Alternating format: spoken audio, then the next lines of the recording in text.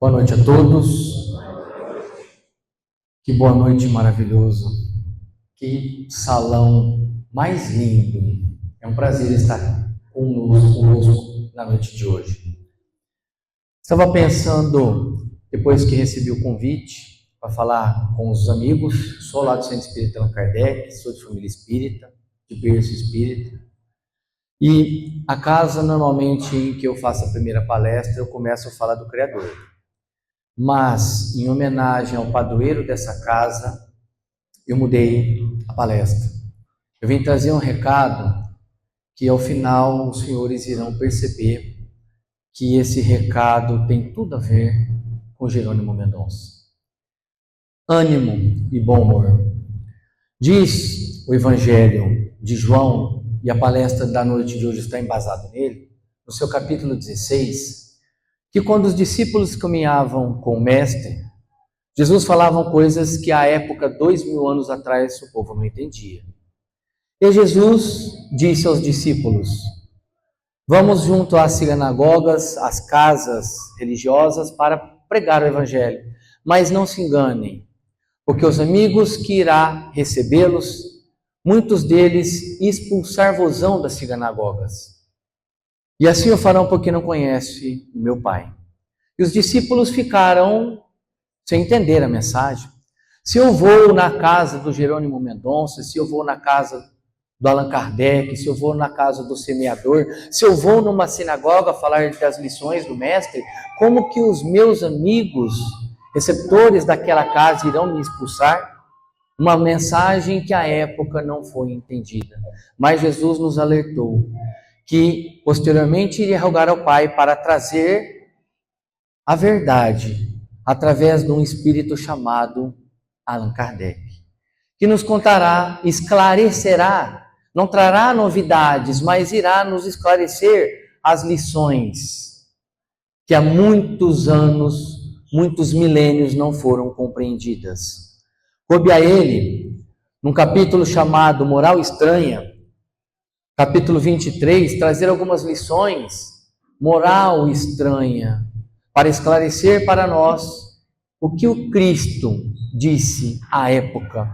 Vejam vocês que à época, Jesus disse assim: se alguém te bater na face direita, que ofereça a esquerda. Incompreendida há 2000 anos, falando aos amigos, aos romanos, à época, parece que ainda é incompreendida no ano de 2024. Quem de nós, quando ofendido por alguém, quando sofrido uma agressão na face direita, oferece a esquerda? A gente costuma aprender desde criança: não leva o desaforo para casa. Disse Jesus à época: amarás o teu próximo como a ti mesmo. Incompreendida há 2000 anos, parece que é incompreendida até em 2024. Quando nós levamos os nossos filhos para a escola, fazemos fila dupla, não respeitamos as leis de trânsito, ocupamos vagas de deficiente físico, não respeitamos a faixa do idoso, jogamos papéis na rua, não separamos os lixos dos resíduos sólidos, dos plásticos, dos alimentos. Incompreendida há 2000 anos, parece que é incompreendida em 2024. Disse mais, Jesus: amai até os vossos inimigos. Incompreendida há mais de 2000 anos. Mas parece que em 2024 continua sem entender. Nós que não conseguimos respeitar ou amar, mesmo aquele que está dentro de nossa casa. Às vezes uma mãe intemperosa, às vezes um filho ingrato. Às vezes uma sogra tempestuosa, às vezes uma nora que enfrenta a sogra, e assim sucessivamente. Amai os vossos inimigos, disse Jesus. Mas a lição da noite, dentre essas várias lições que o Mestre nos trouxe, a noite de hoje em especial, em homenagem a Jerônimo Mendonça, está nesse Evangelho de João, no versículo 33, um versículo curto, pequeno. Amigos, eu poderia falar aqui sinceramente 4 horas sobre esse versículo curto, 3 frases, mas a casa só me deu 2 horas. Então a gente vai procurar reduzir o máximo possível. Incompreendida há 2000 anos, parece que incompreendida em 2024, que diz assim: tenho-vos dito isso para que em mim tenhais paz. No mundo tereis aflições, mas tende bom ânimo, eu venci o mundo. Já que nós vamos estudar esse versículo curto, eu vou pedir licença aos amigos para nós irmos parte a parte, frase por frase. E a primeira frase diz assim: tenho-vos dito isso para que em mim tenhais paz. Disse Jesus há mais de 2000 anos. Parece que nós ainda não entendemos.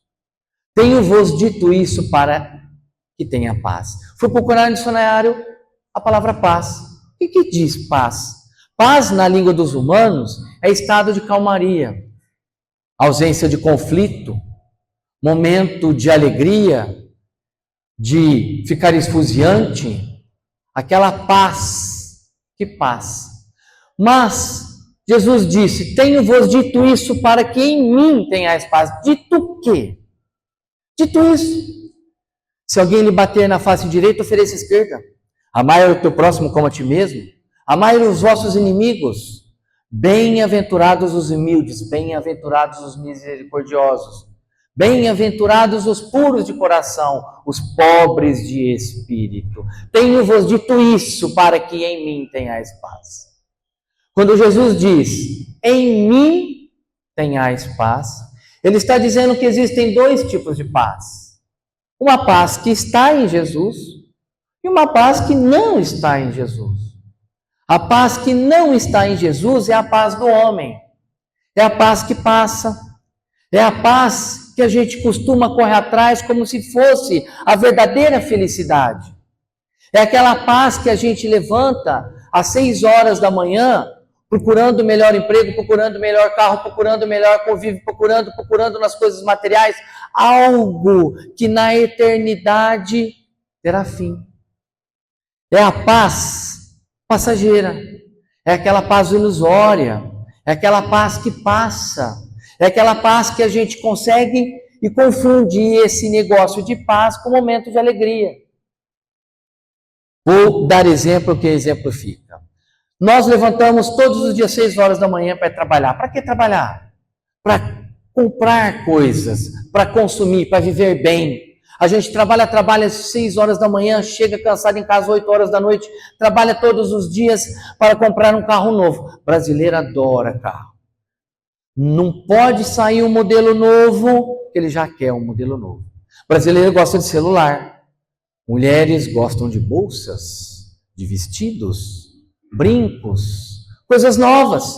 E a gente trabalha, só vive trabalhando, pensando em ter. Como se a felicidade estivesse no ter. Mas isso passa, isso fica. E a gente trabalha para comprar um carro novo. Quando a gente compra um carro novo, a gente vem aquela satisfação pessoal. Nossa, consegui. As mulheres quando compram aquele vestido novo para o casamento, para ser vista perante os outros parentes naquela festividade, fala assim, nossa, comprei. Mas a paz do carro vai embora quando vem o IPVA para pagar. Você olha o IPVA e fala assim, gente, esse governo está roubando. Pronto, aquela paz, aquela coisa, fala assim, ai, que satisfação, foi embora. E quando bate o carro então? Jesus amado, vai embora a tua paz. A gente briga dentro da empresa, briga no emprego, passa em cima dos outros, não ajuda o outro para alcançar cargos mais elevados, passa em cima do colega de serviço para procurar um status melhor, uma posição melhor, um cargo de diretoria, ser um dono de empresa e não vê que alguém do lado precisa de ajuda. Às vezes não vê em casa que alguém precisa de ajuda para conseguir um status, para de repente comprar uma casa nova. Ou quem não consegue comprar uma casa nova, fazer aquele puxadinho, porque Rio Pretense gosta de puxadinho. Aquela área de churrasco lá no fundo, com aquela churrasqueira nova. Quando a gente consegue uma casa nova, ou aumentar a nossa casa, faz uma piscina, coloca um ofurô, aí vem aquela satisfação, ai que delícia, vou chamar a família para ficar dentro da água. Vem aquela satisfação. Mas essa paz vai embora quando vem IPTU para pagar. Aí vem IPTU, você fala assim, gente, mas a prefeitura está roubando. Que horror! Pois é essa paz que o homem corre. Não é essa paz, é a paz que Jesus fala, é a paz que está nele. É aquela paz que fica. É aquela paz que mesmo depois de desencarnada nos acompanha. É aquela paz de consciência tranquila, de conduta reta, de ser um homem honesto, de ser uma esposa que ama o marido, ou o marido que ama a esposa, mesmo que ele ou ela não dê o valor que ele acha que merece. Mas é aquela pessoa que consegue colocar o travesseiro, a cabeça no travesseiro e dorme em paz. Dorme com a consciência tranquila e a gente não percebe que isso não tem preço. Nada pague isso. Eu trabalho na evangelização há mais de 30 anos e aqui eu tenho um ou outro colega que já foi meu aluninho lá e uma das aulas eu falo assim, aula sobre Deus e Mamon. Lembrei, Deus e Mamon. Não se pode servir a Deus e não se pode servir Mamon ao mesmo tempo. E aí eu falava assim para as crianças, criançada, eu levava 3 saquinhos, um saquinho menor, um médio e um grande, um monte de papelzinho dentro assim, simulando notas de 10 reais ou 100 reais. E aí um papelzinho maior, um saquinho menor, eu falava assim, crianças, aqui tem um saquinho com 100 mil dólares, quem quer? A criançada, eu quero. Eu falei, tudo bem, pode pegar, só que você vai me dar os seus pés em troca. Ah, não, tio, aí não. Falei, então tudo bem. Então eu vou aumentar a proposta. Eu pegava outro saquinho médio e colocava em cima da mesa. Ó, 100 mil com 200, mais 200 são 300 mil dólares. Quem quiser pode pegar. Ah, eu quero. Então tá bom, então você vai me dar os seus braços em troca. Ah, não, aí eu não quero. Tá bom. Condição inapelável, proposta inapelável. Eu pego o terceiro saquinho rechonchudo e coloco lá, olha, aqui tem mais 5 milhões de dólares. Quem quer? Com mais 3 milhões, já são aí 8 milhões, 7 milhões de dólares. Quem quer? Eu quero. Tio, tudo bem, pode pegar, é seu. Mas você vai me dar a sua visão e a sua audição. Aí eu não quero. Colocar a cabeça no travesseiro e ter uma noite em paz, não há preço que pague, não há dinheiro que pague ter uma conduta reta, ter uma consciência tranquila. Quando você chega em casa, respira e fala assim, Pai, que dia maravilhoso, graças a Deus, fiz só o bem, não há dinheiro que pague isso. Por isso Jesus dizia assim, tomai sobre o meu jugo, pois o meu jugo é suave, o meu fardo é leve, a minha vida é tranquila, é cheia de felicidade. E ele não tinha uma pedra para recostar a cabeça para dizer que era dele, registrada em cartório de títulos e documentos, ou cartório de registro imobiliário. Não tinha. Tem um livro chamado Exilados por Amor. Esse livro, vou contar assim rapidinho para não dar um spoiler muito grande dele, ele conta a história de um casal, Ernesto e Elvira. Nesse livro, psicografado por Sandra Carneiro, do Espírito Lúcio, conta a história desse casal. Esse casal vivia em um outro globo, fora daqui, outro orbe, um orbe numa fase evolutiva maior do que na Terra, fase já de regeneração. Já tinha acabado de sair de provas e expiações, já entrando na regeneração. E os espíritos que lá habitavam, ou acompanhavam o orbe e estavam na última encarnação daquele orbe, ou acompanhavam o orbe ou seriam convidados a deixá-lo aquele planeta. Aquele planeta chamava Capela. Já ouviram falar? Ela desenvolvida, ela acompanhou o plano regenerativo. Ele ainda com status, com poder, com 3 problemas incrustados em seu espírito. Orgulho, vaidade e egoísmo. Conhece ou não? Ou só eu conheço? Aqui, Fernanda está aparecendo. Aqui está aparecendo evangelização. Quando eu chego na evangelização, eu falo assim para a criançada. Eu falo, criançada, quem tem egoísmo, levanta a mão. Aí só o tio levanta. Criançada, quem tem orgulho, levanta a mão. Só o tio levanta a mão. Meus amigos, quem aqui conhece vaidade, orgulho e egoísmo, levanta a mão. Ah, estou no lugar certo. É aqui. E ele tinha esses 3 problemas. E lá, por ser a última encarnação, ele tinha que vencê-lo para continuar no mundo regenerativo. Mas, infelizmente, ele não conseguiu domar as suas más tendências.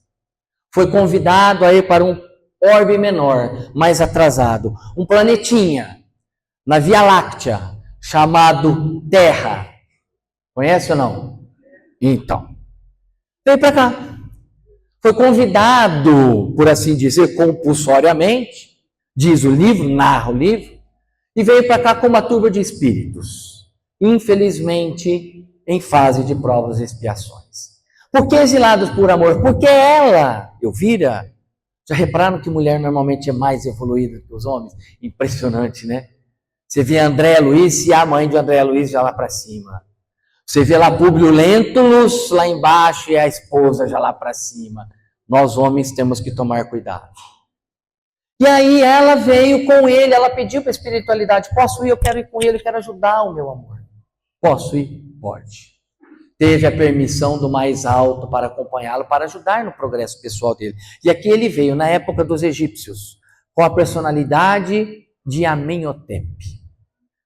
3 problemas: orgulho, vaidade e egoísmo. Assim ele veio como braço direito do governador do Egito, do rei. Ele veio como braço direito do rei do Egito, porque ele tinha essas más inclinações para serem domadas. E aqui ele veio, mesmo com a ajuda dela naquela encarnação primeira na Terra, ele infelizmente faleceu de novo nos seus planos morais. E assim ele veio, conta o livro, em sucessivas reencarnações aqui no nosso orbe. Eis que chegou um momento da sua existência espiritual, porque a gente não morre só o corpo físico, ele foi convidado a encarnar na época de um espírito puro, chamado Jesus de Nazaré. Conhece? Então, veio junto com Jesus. E aqui, com a época do Cristo, ele veio com a personalidade de José de Arimateia. Já ouviram falar? José de Arimateia, missão. Tinha que ajudar o Cristo a desenvolver o Evangelho. 3 problemas: orgulho, vaidade e egoísmo. Veio como homem do poder novamente. Homem notável, homem com sabedoria, homem do sinédrio. Homem que tinha poder, homem que tinha status. Mas ali, naquela reencarnação, ele conseguiu domar as suas más tendências. Ajudou Cristo, ajudou os apóstolos. Mesmo depois da desencarnação do Mestre, os seus despojos, ele mesmo convidou que os despojos fossem colocados no seu sepulcro. Venceu as suas más tendências. Por que eu citei esse livro? Porque no seu capítulo 46, no capítulo final, quando ele desencarna e chega na esfera superior, ele encontra Elvira, que o aguardava, já conseguindo domar as suas más tendências. E quando ele a encontra, ele diz assim: Elvira, como é bom vê-la, como é bom estar de volta, sobretudo com a paz. A paz que sinto no coração, Elvira. A paz abençoada que flui de todos os corações que cumprem com o seu dever, o dever do Evangelho junto ao Cristo. É essa paz que Jesus diz: tenho-vos dito isso para que em mim tenhais paz. Como a paz de Ernesto. Chegar no plano espiritual com a consciência limpa, reta, tranquila, com os trabalhos do Evangelho desenvolvido no mundo corpóreo. É essa a paz que Jesus disse. Mas Jesus ainda não faz um alerta. Ele diz assim na segunda parte: mas não se enganem, no mundo tereis aflições. Fui procurar no dicionário o que é aflição. Aflição, sentimento de dor, aquilo que machuca, aquilo que dói. Uma ofensa dói, um xingamento dói, uma ingratidão dói. Nascer já começa doendo, porque quando a gente nasce, tem um homem de branco que nos tirou da barriga da mamãe e nos dá um tapa no bumbum, não dá? E a gente já nasce chorando, não é? Dói. No mundo tereis aflições, nos alertou o Cristo. E aí às vezes a gente encontra uma pedra no caminho, topa com a pedra, se machuca, a gente fala: ai gente, mas esse mundo dói demais. Claro, Jesus nos avisou há mais de 2000 anos. O problema é que a gente confunde dor com sofrimento. Dor é aquilo que machuca. Uma ingratidão machuca. Uma ofensa machuca. Alguém que fala mal de você no WhatsApp machuca. Mas ficar preso na dor é opção. Jesus não disse assim: no mundo ireis sofrer, não. tereis aflições, tereis dores. É um mundo, aliás, provas, um mundo de provas. Aquele que vai fazer uma prova, todo mundo aqui já fez uma prova no colégio, uma prova de vestibular, a gente não fica angustiado. Só de ir na prova a gente já fica angustiado. Prova, machuca, dói. E a mãe e o pai, quando o filho vai fazer um vestibular? Fica mais apavorado do que o próprio filho. Dói. No mundo tereis aflições. E expiação? Nossa, prova é essa prova. E a expiação? Expiação é aquilo que machuca. Aquilo que dói mesmo. Eu tenho um rachinha de sábado, e aí um final de semana passado a gente tem um churrasquinho lá uma vez por mês, de confraternização. Aí antes da confraternização, estavam os homens reunidos, aí um amigo meu lá na roda, estava comentando lá na roda, como que ele conseguiu atrair a mulher fora da cidade de São José do Rio Preto. Eu só escutei. E ele vangloriando, né? Eu olhando aquilo, tal, depois que ele terminou de falar, eu chamei ele do lado e falei, meu amigo, ó, cuidado. Hoje a gente é o traidor, mas amanhã nós seremos traídos. Hoje eu machuco, amanhã eu serei machucado. Hoje eu arranco o dente de alguém, amanhã alguém vai arrancar o meu dente. Nada contra os dentistas. Veja que o que a gente faz hoje, amanhã virá uma expiação e dói. Dói, nos alertou Jesus. E aí o Espírito da Verdade, através de Allan Kardec, na questão 920, vem nos complementar esta questão sobre felicidade, sobre as aflições. Pergunta Allan Kardec, o homem pode gozar na Terra uma felicidade completa? Quer dizer, nasceu do nascimento até o túmulo, uma vida só de mar de rosas? E os Espíritos respondem, não, pois a vida foi dada como provas e expiações. Vamos olhar a vida encarnada deste ser, Jesus. Jesus de Nazaré que esteve encarnado, não reencarnado porque ele não precisava, ele não era desse planeta, não era reencarnação, foi encarnação para nos ajudar. Vamos analisar a vida desse espírito puro, que não precisava passar por provas e nem expiações, espírito puro. Vamos olhar a vida dele. Quando eu pergunto onde ele nasceu, os amigos enchem a boca e dizem assim, Jesus nasceu na manjedoura. Manjedoura. Aí eu pergunto, se você sabe o que é uma manjedoura? É, uma manjedoura. O que é uma manjedoura? Está parando para pensar o que é uma manjedoura? Jesus nasceu numa manjedoura. Tem noção? Vamos imaginar um sítio hoje em 2024, uma fazenda, um sitinho. Lá no sitinho tem uma casa do dono da terra, do dono da fazenda, uma casa grande, 5 quartos, tem piscina, tem churrasqueira, tem ar-condicionado, tem internet, tem YouTube, tem Netflix. Não, mas não quero falar da casa dele não, que é muito bonito. Vamos para o fundo. Vamos para a casa do caseiro. A casa do caseiro, uma casinha menor, um quarto, uma salinha, uma televisão se tiver, um ventilador de parede ou de chão se tiver. Mas não quero falar da casa dele que é muito boa ainda. Vamos lá para o final, lá para o fundo, lá no mato. Lá a gente encontra um estábulo, um curral. Pensa num curral hoje em 2024. Pensa lá naquele curral. O que tem lá no curral? Tem boi, tem vaca, tem cavalo, tem porco, tem galinha. Lá, no estábulo. Jesus nasceu lá.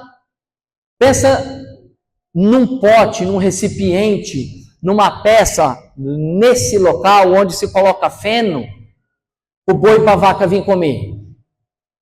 Aquilo chama manjedoura. Manjedoura do estábulo, onde se coloca o feno, a comida do gado, dos animais. Jesus nasceu lá na manjedoura. E a gente querendo nascer na beneficência portuguesa, no Alsta Clínicas, com planos de saúde, com direito acompanhante, as mulheres vão entender o que eu vou falar. Elas pesquisam até o que dá o hospital, porque tem um hospital que dá flor, o outro hospital dá bombom, esse eu não vou porque o outro dá flor, o outro não dá bombom. Jesus nasceu na manjedoura. No mundo tereis aflições. Não bastasse isso, pregou. Na sua pregação ele foi mal falado, falaram mal dele no YouTube, falaram mal dele no Instagram, falaram mal dele no WhatsApp, falaram pelas costas, jogaram pedra nele na rua. Então, chegou a ser até traído por um amigo pessoal no Monte das Oliveiras. Chegou a ser traído.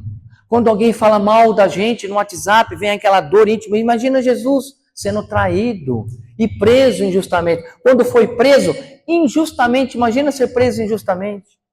Precisava o mestre passar por isso? Não bastasse isso, ele morreu no Calvário, no Gólgota, crucificado no meio de dois ladrões, como se ladrão fosse. E nós querendo ser enterrados no cemitério Jardim da Paz. Todo mundo. Fui num velório a semana passada de um amigo, de um pai de um amigo. Aí chegou lá, fez o cortejo e o filho do falecido falou assim: Marquinhos, eu não gostei porque aquele grupo meu lá de vôlei, aquele grupo meu lá, não mandou uma coroa de flores. Eu falei: meu amigo, Jesus morreu crucificado na cruz. Está reclamando por causa de uma coroa de flores de um grupo de amigos? Não há necessidade. Mas não pensem vocês que a vida é só infelicidade. Não. O Espírito da Verdade disse assim: não há felicidade absoluta, mas depende do próprio homem abrandar as suas dores e ser feliz. Ser feliz. Ser feliz tanto quanto pode ser feliz na terra. Ser feliz na terra. É possível. Felicidade relativa a momentos de alegria. O problema é que a gente enche a mão das coisas ruins e fica preso naquilo sofrendo. Às vezes quando alguém te xinga, às vezes alguém te ofende, alguém pisa no seu pé, fala mal de você na empresa, e você fica preso naquilo que dói e sofre e não sai. Dor faz parte, sofrimento é opção. Você sofre se você quiser. Você pode ser feliz tanto quanto pode ser feliz olhando para um amigo, de repente não falando nada para ele, mas fazendo uma oração para ele. Sua consciência está mais limpa, mais reta, mais tranquila, você coloca a cabeça no travesseiro, sem mágoa, sem dor moral. Isso é sensacional. Podemos ser felizes tanto quanto pode ser feliz. Eu não vou mentir, não. Quem me conhece sabe que eu sou um cara festivo, sou um cara alegre. Não minto. Quando eu levanto de manhã, minha esposa fala assim, ela fala assim para mim: eu detesto que você levanta primeiro que eu. Porque você já levanta cantando, você levanta lá, vai fazer café, eu quero dormir mais um pouco aqui, ela fala dormir até acordar. Eu quero dormir até acordar, e aí você levanta e vai fazer o café, e você vai falar, e você fica falando, você canta, você fala assim: Alexa, toca Tim Vanessa. Aí a Alexa toca Tim Vanessa, e você me acorda. Eu não gosto. Porque eu levanto feliz. Moro hoje em um condomínio, porque hoje, para a gente criar os nossos filhos, a gente procura os lugares com mais facilidades assim para desenvolver, para poder sair de casa, para não ficar preso dentro do quarto. Eu moro num condomínio, mudei recentemente para um condomínio. E é lá no condomínio, próximo à área rural, quando eu acordo, eu escuto barulho de pássaros, escuto barulho de trem, e aí na hora que eu acordo feliz, porque eu ouço. Tem gente que não escuta. Tem gente com problemas auditivos e eu acordo e falo assim: gente, estou escutando. E aí eu espreguiço os braços e eu olho que eu tenho braços. Gente, tem gente que não tem. Tem gente querendo escolher 35. Meu irmão, ele vai ficar bravo comigo. As mulheres costumam ter bolsa, sapatos. Meu irmão gosta de relógio. Aí eu fui abrir o quarto dele uma vez lá, tinha 35 relógios. Falei, meu irmão, você tem só 2 braços. Por que 35 relógios? E aí eu levanto e falo assim: gente, tenho braço, que bom. Tenho pernas, eu levanto feliz. Aí eu vou fazer o café da manhã. Na hora que eu levanto feliz, imagina assim: entre a alegria lá em cima, no marco zero, a alegria lá em cima e a tristeza lá embaixo, eu levanto no marco zero. E aí eu levanto, começo a ficar feliz, porque na hora que eu vejo que eu estou com vida, que eu estou perfeito, que eu tenho uma saúde mental maravilhosa, que eu tenho emprego, e aí minha felicidade vai aumentando, eu desço lá embaixo. Na hora que eu vejo que eu tenho comida na minha geladeira, a minha felicidade vai aumentando. Aí eu abro, tenho leite. Tem gente que não tem, a minha felicidade está aumentando. Aí eu olho, eu tenho café. Tem gente que não pode tomar um café. Aí a minha felicidade vai aumentando. Aí na hora que eu vejo lá que eu tenho um monte de coisa dentro da minha geladeira, eu fico feliz. Aí eu vou acordar os meus filhos para tomar café, e na hora que eu abro o quarto e vejo que eu tenho 2 filhos, tem gente que não tem. Tem gente que faz aquelas inseminações in vitro, etc. E eu tenho 2. Nossa, minha felicidade que estava no marco zero aumentou para mais 50. Aí na hora que desce todo mundo lá embaixo para tomar café junto, eu, a minha esposa e meus filhos, a minha felicidade chega no patamar máximo. Porque eu tenho família, tenho pão de queijo. Não, é bom demais.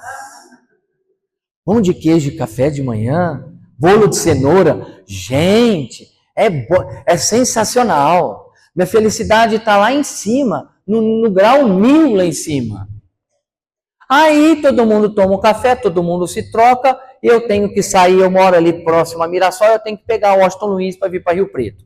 Aí quando eu pego as crianças e a minha esposa e eu entro na rodovia, só Jesus na causa. É um desespero, todo mundo querendo chegar em São José do Rio Preto. É ônibus na direita, ônibus na esquerda, todo mundo querendo chegar em Rio Preto.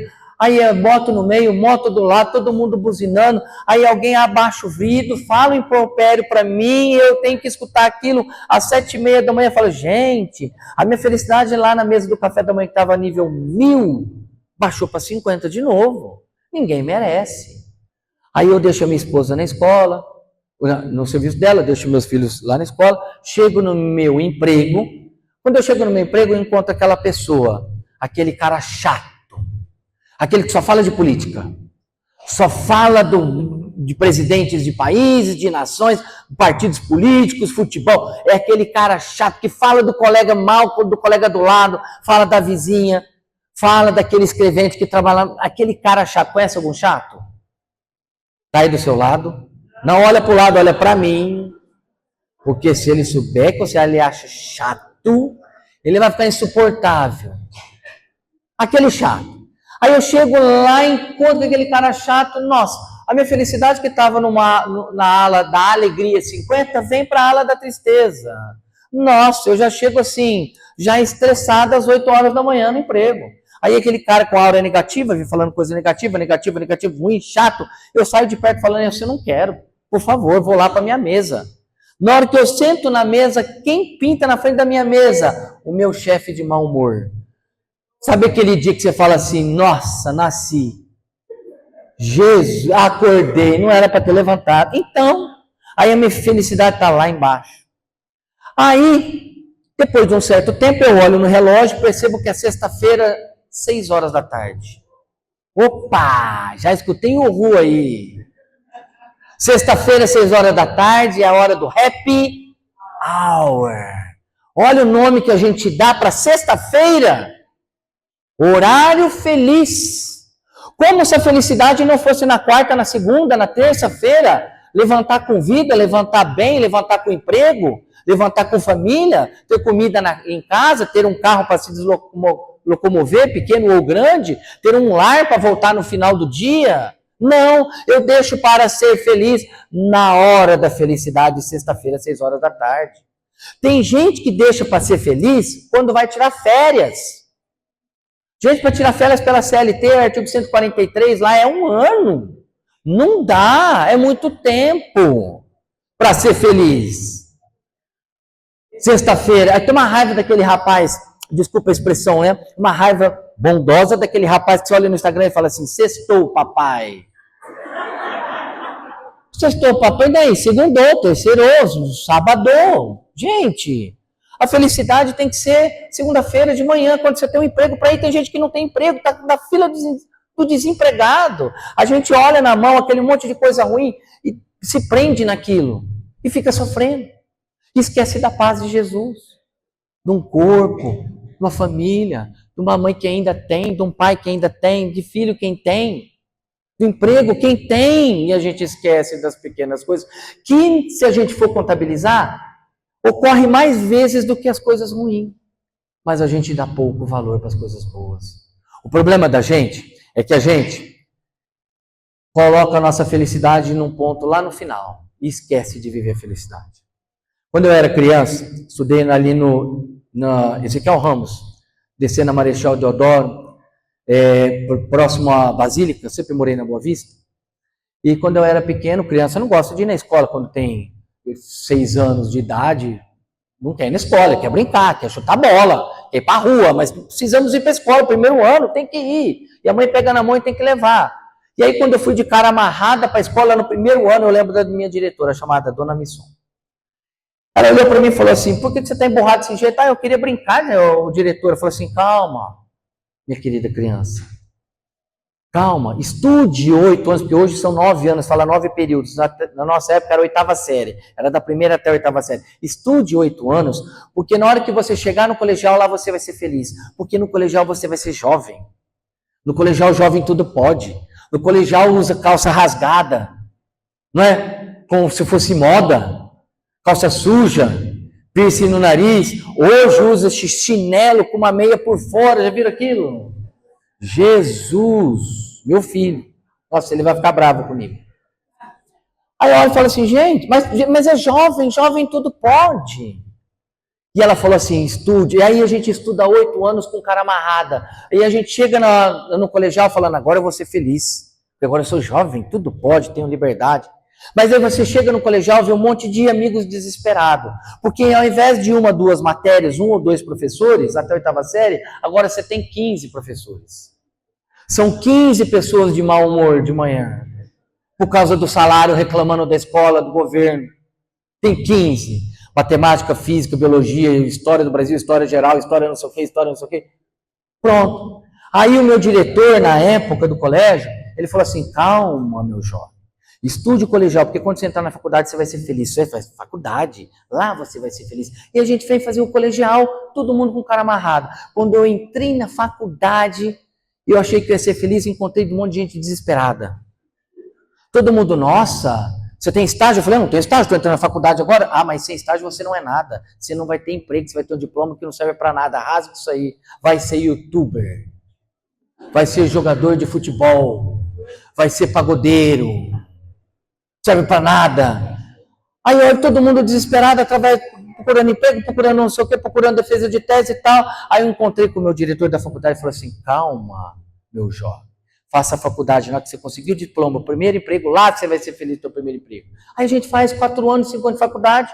Na hora que eu consegui me formar e entrei no primeiro emprego, e eu cheguei na empresa com o diploma, no meu primeiro emprego, eu encontrei com um monte de gente desesperada.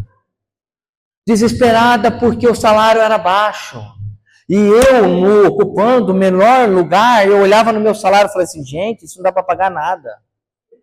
E aí o diretor da empresa falou assim, calma, meu jovem, trabalha, porque na hora que você cumprir metas, tem um dia que você vai crescer na empresa e chegar até no cargo de gerência, porque quando você chegar como gerente, lá você vai ser feliz. Alto salário, status, de repente até diretor ou sócio. Cumpra metas. E a gente levanta de manhã, compra meta, leva papel, vem papel, vai para o cartório, volta do cartório, vai para o banco, volta do banco, pega extrato, leva extrato. Aí na hora que você já está com 72 anos na empresa e não chegou até a gerência, o dono da firma vai virar para você e falar assim, ó, infelizmente você está fora do mercado, porque tem um jovem lá embaixo que tem uma saúde de ferro, você vai precisar se aposentar. E aí tem gente que diz assim, calma, porque você vai ser feliz quando você se aposentar. Aí você vai ficar tranquilo. Aí, quando chega na aposentadoria, o aposentado olha assim, a aposentadoria e fala, gente, que isso? Quantos benefícios eu perdi? Ah, não dá. E nessa fase, vem tudo aquele negócio de dor. Porque quando a gente é criança, é brinquedo. Quando é jovem, a gente fala de restaurante. Quando é recém-casado, fala de viagem. Quando a gente chega na idade mais idosa, a gente fala de dor. Conhece o médico? Sabe qual é a farmácia? Ah, esse remédio não serve. Já olhei a bula. E aí, ainda tem gente que depois de aposentada, ainda vai chegar em você, no seu leito de morte, lá no hospital, ainda vai falar assim, calma.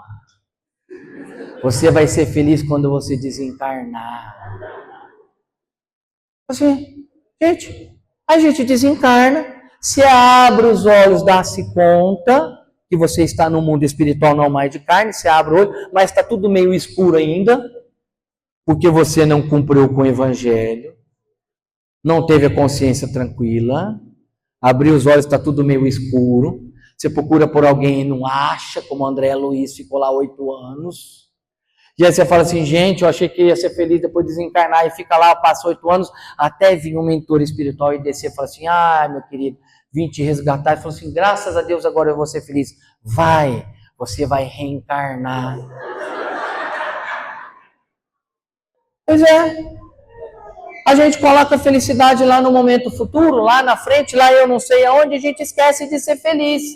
Jesus disse assim: tenho-vos dito isso para que em mim tenhais paz. Aonde? Aqui. Não lá. Aqui. Aí o Allan Kardec nos explica: não há felicidade absoluta, mas a relativa. Podemos ser felizes tanto quanto pode ser feliz. Com o quê? Com aquilo que Jesus vem nos dizendo. Bem-aventurados, bem-aventurados, bem-aventurados, amai ao próximo, amai ao teu Deus, amai, amai, amai. Amai, amai. Essa é a finalidade da reencarnação. Não tem outra. É amar. E aí, por fim, para eu encerrar, porque eu estourei quase o meu tempo, e aí no final diz assim: mas tem de bom ânimo. Jesus dizendo: eu venci o mundo. Com bom ânimo, eu fui procurar o que é bom ânimo. Bom ânimo é ser contente, ser alegre, ser feliz. Quando você abre um evangelho de Mateus, de Lucas, e aí você abre, você não vai ver nada assim: Jesus um dia estava chorando. Não, você não vai ver. Jesus um dia estava triste. Não, você não vai ver. Jesus nasceu na manjedoura, foi mal falado, vilipendiado, foi traído, foi para o Calvário, foi com bom ânimo, eu venci o mundo. Nós teremos aflições. Sejamos alegres, felizes, gratos com Deus pela oportunidade da reencarnação, de podermos elevar a nossa moral para frente. Tem de bom ânimo. Tem um matemático muito conhecido, embora a geometria tenha vindo junto com os gregos, tem um matemático chamado Albert Einstein, que comprovou matematicamente. Matemática é a ciência exata. 1 mais 1 são 2, não dá para ser 3, nem 4. 1 mais 1 são 2, ponto. 2 mais 2 são 4, não dá para ser 4,5, não dá. Ele comprovou pela matemática, na geografia, que 2 pontos no mesmo plano, 2 corpos físicos no mesmo plano, a menor distância entre eles é uma reta. 2 objetos no mesmo plano, a menor distância é uma reta. Comprovado matematicamente. É verdade. Mas teve uma senhora chamada Madre Teresa, gigante de Calcutá. Madre Teresa, a gigante de Calcutá, disse que Albert Einstein errou em se tratando de seres humanos. A menor distância entre 2 seres humanos pode ser entre 2 corpos. Um carro, uma bicicleta, uma casa e a estrada, não importa. 2 seres humanos, não. A menor distância entre 2 seres humanos não é uma reta, é o bom humor, é a alegria de viver. É a vontade que contagia, aquele sorriso que nos faz bem, que nos contagia e invade o nosso espírito. Já reparou nisso? É questão física, é verdade. A pessoa alegre te atrai. Quando você sai de casa e vê aquele vizinho chato, aquele vizinho que você não suporta, e aí você olha, assim, na hora que você vê ele lá na esquina, assim, você pega o celular, vai que alguém tocou, você finge que alguém tocou, não olha para ele, e aí na hora que ele olha para você, você olha para ele assim, você desvia o olhar, finge que está falando com alguém porque ele é muito chato. Já repararam isso? Não. Vamos mudar a história. Você levantou, tem um vizinho que é muito legal, o cara é para cima, o cara é para frente, o cara é otimista, o cara é bondoso, o cara é caridoso, pratica o bem. Você sai lá na frente assim, você olha lá diante, nossa, que cara maravilhoso. Olá, bom dia, como vai você? Como vai você? A gente tem que ser alegre, festivo. Tem gente aqui que mora em condomínio, sabe o nome do porteiro do condomínio? Tem gente aqui que mora em prédio, sabe o nome do porteiro do prédio? Tem que falar bom dia, como vai o senhor? Como vai você? Tem pessoas aqui que tem uma faxineira que serve o condomínio. Sabe o nome da faxineira? Do escritório? Oi, bom dia, boa tarde. Tem gente aqui que toma ônibus, entra no ônibus e fala, gente, bom dia. Como vai, cobrador? Bom dia. Bom dia, motorista. Bom dia. Contagia. A tristeza nos afasta. É questão física. É vibracional. Allan Kardec, na questão 387, fez essa pergunta. A simpatia entre pessoas aqui encarnadas, tem necessariamente uma condição que veio de vida anterior? O encontro de pessoas aqui num emprego, na rua, tem necessariamente uma coisa de vidas anteriores? E aí os espíritos respondem, não necessariamente. O que nos atrai dentro da família, sim. É ali que estão as nossas provas, é ali que estão os nossos débitos e as nossas dívidas. mais um amigo, um primo, um colega de serviço, um colega do clube que você sente muita afinidade, às vezes até mais do que seu próprio irmão. É questão de sintonia que nos aproxima. A minha avó falava uma coisa, Dona Amélia, que eu não acreditava, a gente dava risada, mas é uma pura verdade. Me diga com quem tu andas, que eu te direi quem tu és. Você não precisa falar para mim o que você faz. É questão de sintonia. Você está lá no bar? Eu sei quem você é. Você está no meio do pessoal que usa droga? Eu sei quem você é. Você, ao contrário, é uma pessoa que está no seu centro espírita? Você é uma pessoa que ajuda a fazer a caridade? Não precisa falar para mim quem você é. Eu sei quem você é. É questão vibracional. Aí eu fiz essa palestrinha no outro centro menor, a pessoa falou assim, Marchiori, isso é muito difícil, estar sempre alegre. Você fala isso porque você não mora com a minha sogra. Se você morasse com a minha sogra, você não ia falar isso. Levantar alegre. É impossível ser alegre todo o tempo. Eu falei assim, difícil pode ser, impossível jamais. Está no seu querer. E eu provo.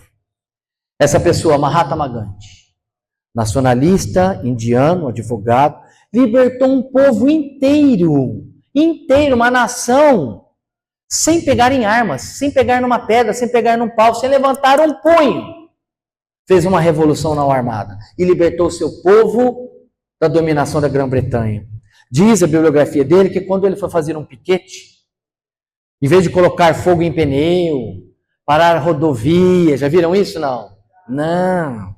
Ele foi lá em frente ao parlatório, junto com os amigos, apenas se prostrou de frente do parlatório e falava palavras boas, de otimismo para as pessoas que lá passavam. E aí chegou a guarda da Grã-Bretanha, não querendo ele fazendo um movimento lá, o guarda se prostrou na frente dele, ele virou para o guarda e apenas sorriu e disse, bom dia, senhor guarda. Ele tomou aquilo como um insulto e desferiu um soco em Gandhi. Gandhi foi ao chão.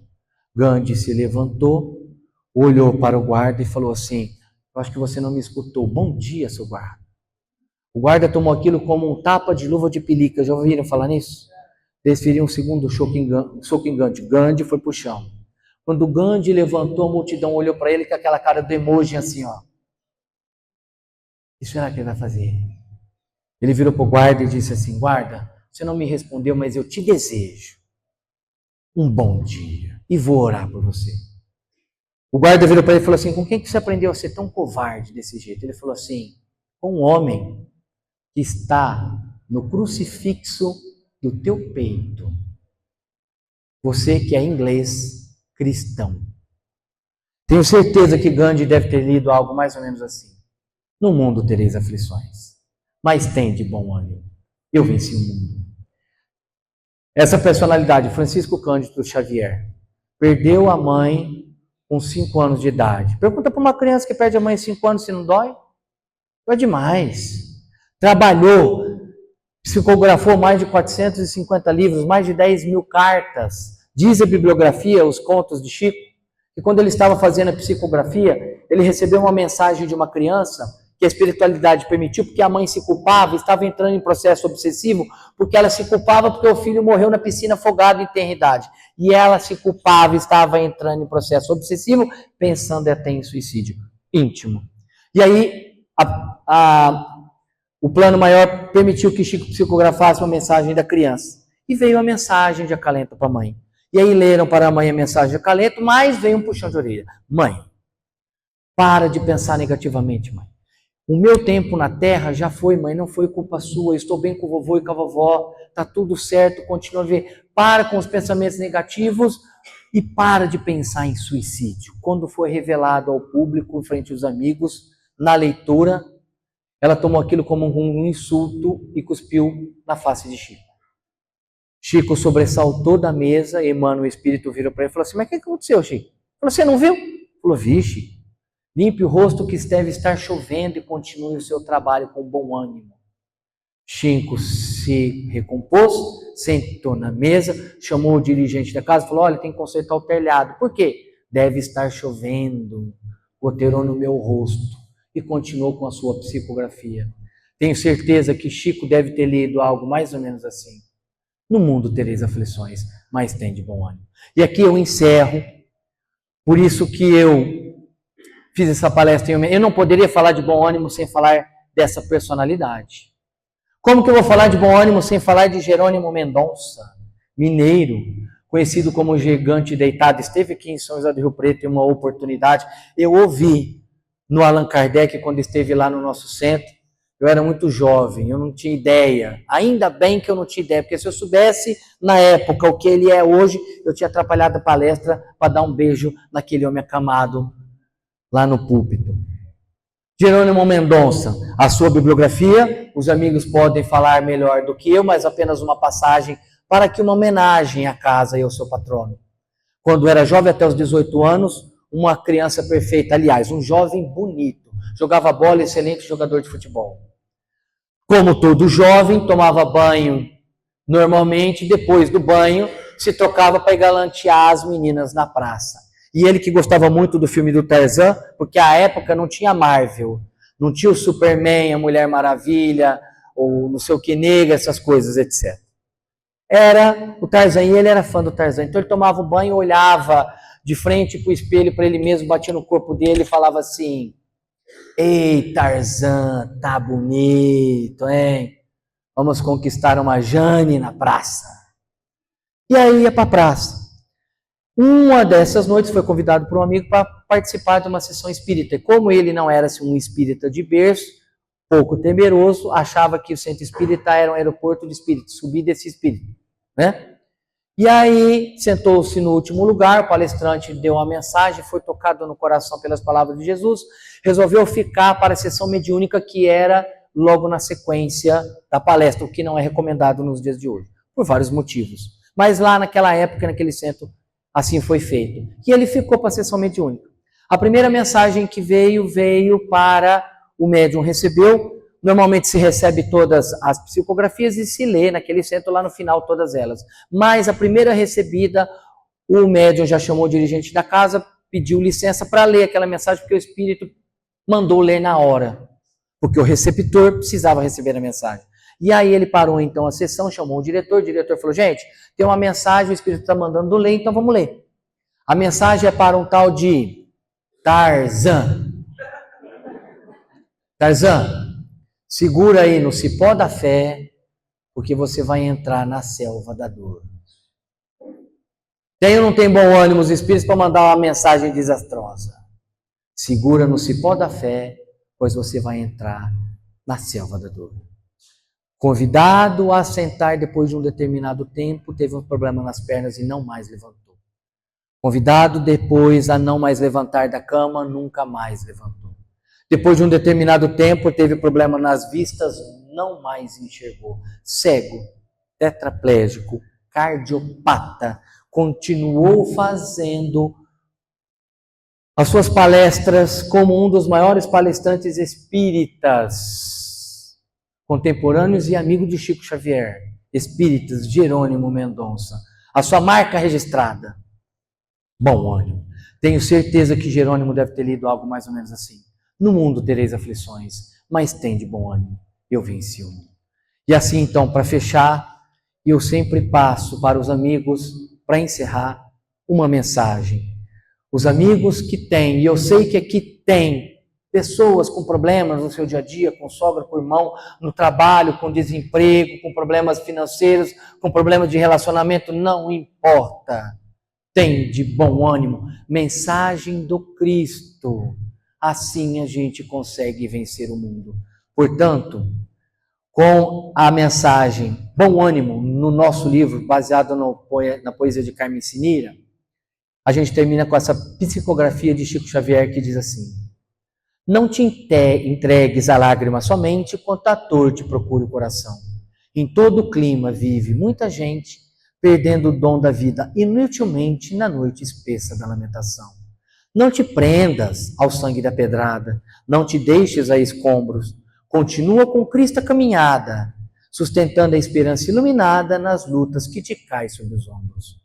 Todo aquele que chora em demasia na sementeira de miséria e do luto, colhe a amargura desvarada e fria, anda cego à luz do dia, menosprezando a bênção do minuto. Renuncia e perdoa, ajuda e canta, esquecendo o desânimo infecundo. Segue a bondade milagrosa e santa. Cada aurora que fulgue se levanta, é novo dia a resplandecer nesse mundo.